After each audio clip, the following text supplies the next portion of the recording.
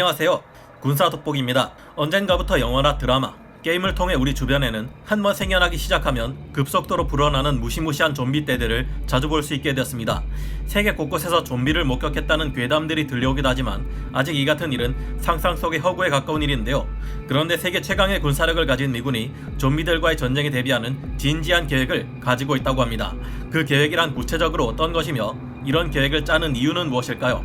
혹시나 실제로도 치명적인 바이러스 등으로 인해 좀비가 생겨날 가능성이 있다는 것일까요? 지금부터 알아보겠습니다. 전문가는 아니지만 해당 분야의 정보를 조사 정리했습니다. 본의 아니게 틀린 부분이 있을 수 있다는 점 양해해 주시면 감사하겠습니다. 미 국방부의 좀비 저지 계획.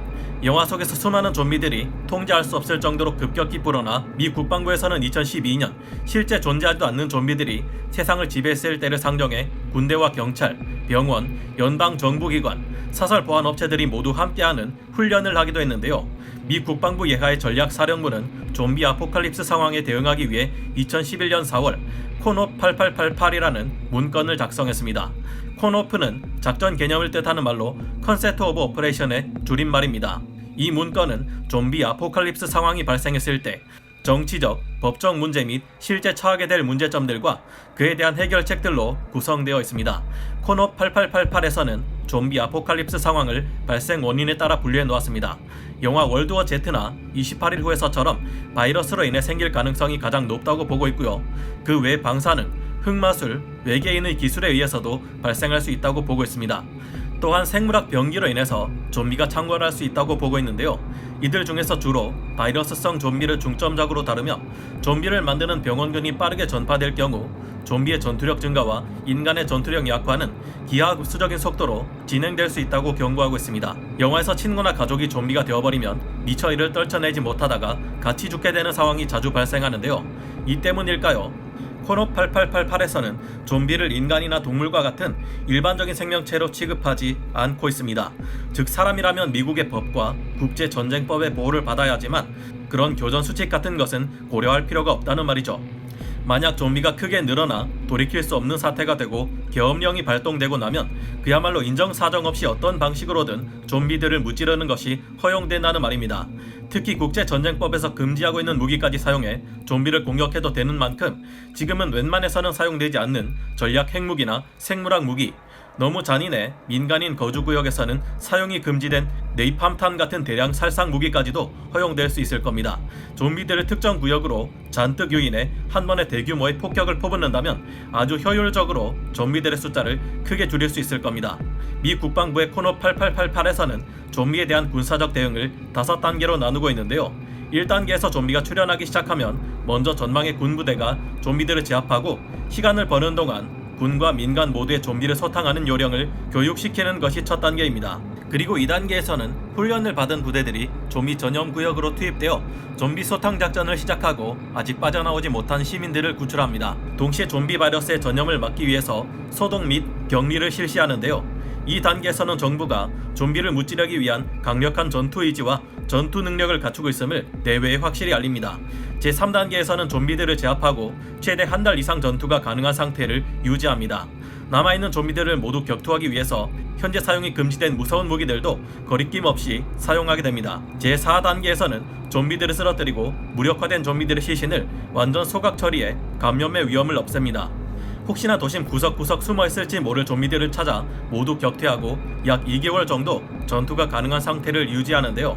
이 단계에서 문제가 없었다면 마지막 제5단계로 넘어가게 됩니다.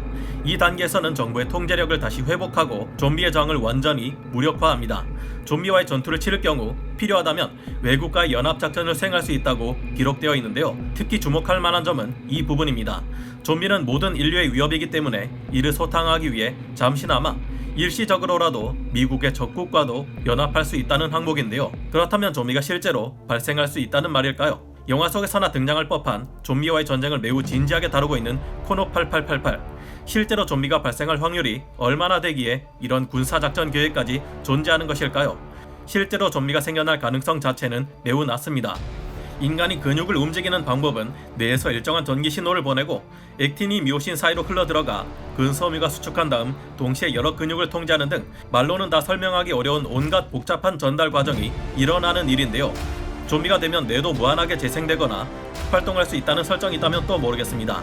하지만 대다수 매체에서 등장하는 좀비들은 사고 능력이 거의 없다시피 한데 이런 방식으로는 미친듯이 뛰어다니는 좀비가 생겨나기 어려운 것이 사실이라고 합니다.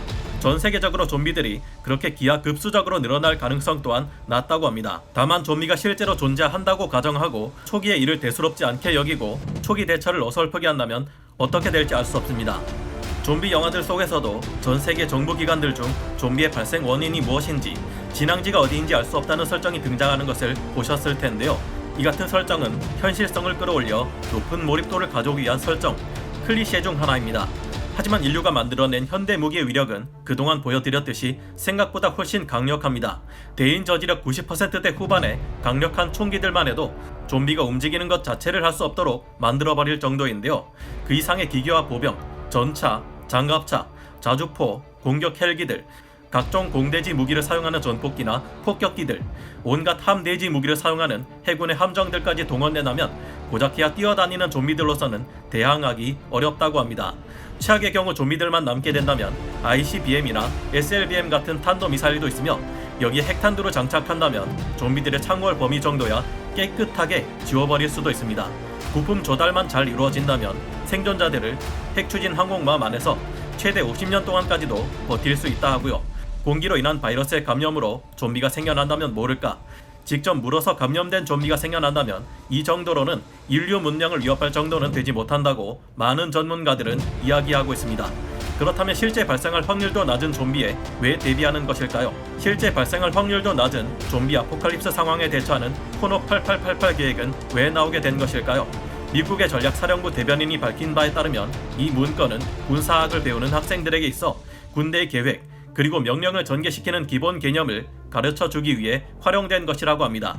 즉, 정치 외교적인 문제가 발생할 염려가 전혀 없는 좀비라는 가상의 적을 설정하고 그에 맞춰 기본적인 군사 교육을 실시한다는 것이죠. 미래는 어떻게 변할지 알 수 없으므로 미국은 유사시 다양한 가상 적국을 상대로 한 작전 계획을 준비하고 있는데요. 이 중에는 현재는 미국의 우방국인 나라들도 있어서 만약 그들을 상대로 한 작전 계획이 유출된다면 외교 문제에 있어서 절대 좋은 소리는 나오지 않을 겁니다. 하지만 실제 존재하지도 않는 좀비를 가상의 적으로 설정하면 윤리적인 문제도 없고 군사학도들이나 실무자들로 하여금 더욱 재미있고 창의적인 작전 계획을 이끌어낼 수 있다는 장점이 있다고 합니다. 그리고 좀비를 상대로 하는 작전 계획은 의외로 실전성도 높다고 하는데요. 군대는 적과 맞서 싸우기만 하는 것이 아니라 각종 재난이나 폭동, 소요 사태에 맞서서 국민들의 안전과 질서를 유지하는 임무 또한 맡고 있습니다. 재난 지역에서는 사람들의 생활 기반이 사라진 상태이기 때문에 무법지대가 되고 약탈과 폭력이 난무하게 되는 경우도 많다고 하는데요. 좀비 아포칼립스에 대응하는 훈련은 이런 상황에서 군대로 하여금 치안과 질서를 유지하도록 하는데 도움이 되고 있다고 합니다. 최근 세계 여러 나라의 군대들도 직접적인 전쟁보다는 재난 현장에서 재해 구호나 평화 유지 등의 임무에 투입되는 경우가 많은데요. 미국 국방부뿐만 아니라 미국 질병통제관리본부 CDC에서도 좀비 아포칼립스 상황에서의 생존 요령을 작성해 홈페이지에 올려놓고 있습니다. 이는 곧 가상의 괴물들인 좀비들이 대량으로 창궐했을 때에 대비하는 생존 능력을 토대로 현실의 재난에 대비하라는 의미라고 하는데요. 의외로 좀비에 대비하는 이런 계획과 훈련을 실전에 잘 써먹고 있다는 점이 신기합니다. 혹시나 귀신들이 대량으로 출현하면 그에 대비하는 작전 계획 또한 미군은 가지고 있을지 궁금해지네요. 오늘 군사 돋보기 여기서 마치고요. 다음 시간에 다시 돌아오겠습니다. 감사합니다. 영상을 재밌게 보셨다면 구독, 좋아요, 알림 설정 부탁드리겠습니다.